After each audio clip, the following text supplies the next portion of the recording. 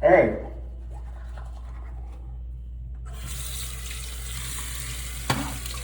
Sorry about that. As I get older, looks start to fade. My face isn't as defined. There's wrinkles.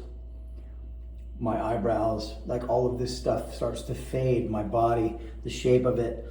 Obviously, I could work out more. I could probably eat better. And as I get older, I'm 52 now. And, it's a different level of life, a different frequency, a different place, a different chapter. And as I get older, what's coming through for me is that, I don't have the same looks that I had, obviously. And it really helps me to practice acceptance of myself and of other people who aren't as physically fit or perfect or beautiful. I was, in my upcoming, raised in a small town. There's a lot of vanity, a lot of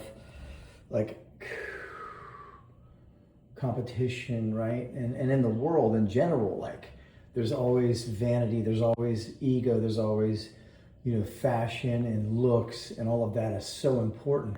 And as I get older and I'm not as young, and my appearance changes, it helps me go within to when I look in the mirror, I'm looking more about the eyes and the soul and the spirit and the story within, more so than the outside. When I start to see people in crowds, I'm looking at their energy, their personality, their posture, how they carry themselves, and empathize and sympathize with the pain that they're carrying, because I see it. I see their version of what I'm going through, and we're all doing the best that we can and showing up and smiling as much as possible as to not bring the energy of the room down with our face.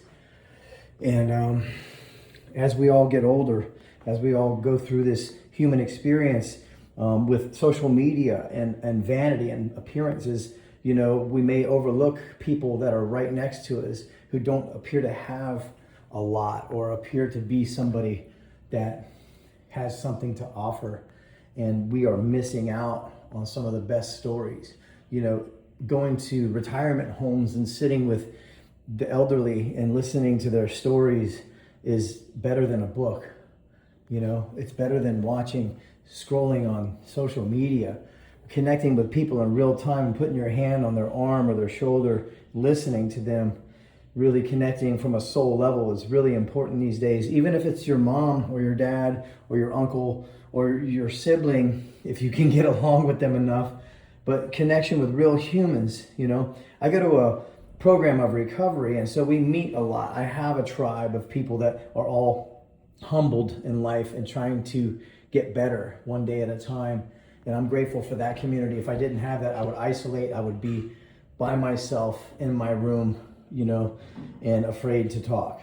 And throughout those meetings and that journey, I've learned how to speak up and how to express myself, because I'm very insecure, very introverted. I'm a musician, and my show is on the stage. I'm not afraid of the stage. I'm not afraid of performing for an audience, but off of the stage, I'm not charismatic and all of these characteristics of people that I see that are successful at that. And so it's one more part of my story as I look in my eyes, the acceptance of who I am as I get older, and my looks start to fade, my beard starts to gray, and I got a belly, and I'm not exercising regularly because I travel so much, and the eating on the road is really difficult, and all of these factors that go into my current presentation as I stand in front of the mirror.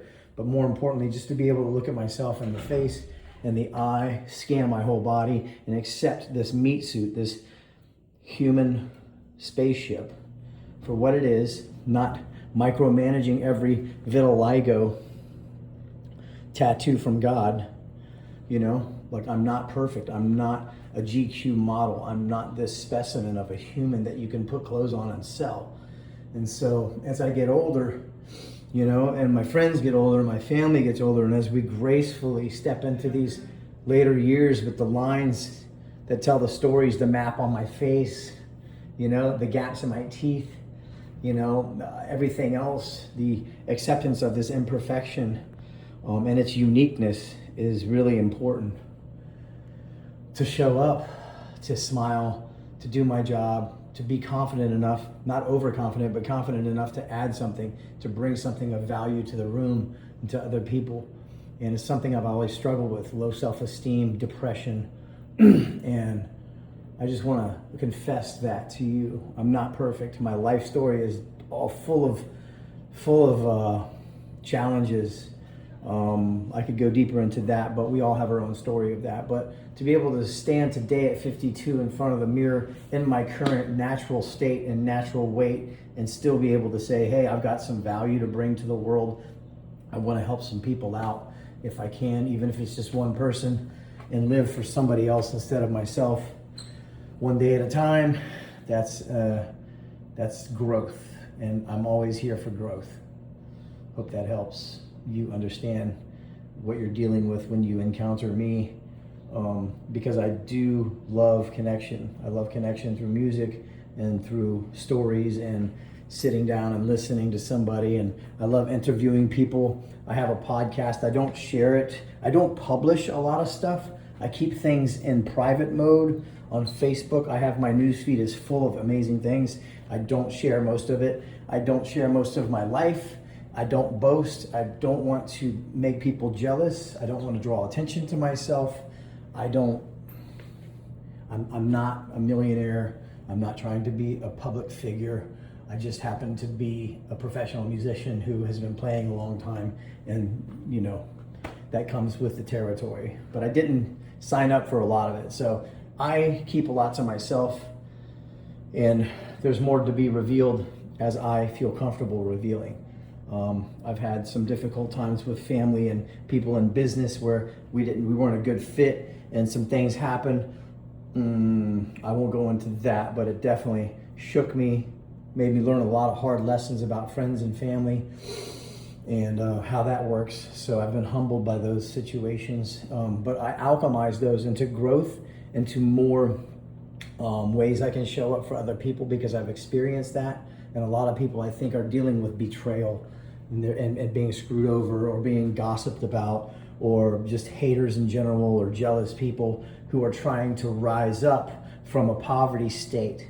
And it's very discouraging when you hesitate to share something that might benefit somebody, but you think, oh, I don't want to make anybody jealous. I don't want to share this. I don't want to try to appear like I'm trying to flex, because that's not who I want to be. That's all I got. Hope you're having a good day. Thanks for listening.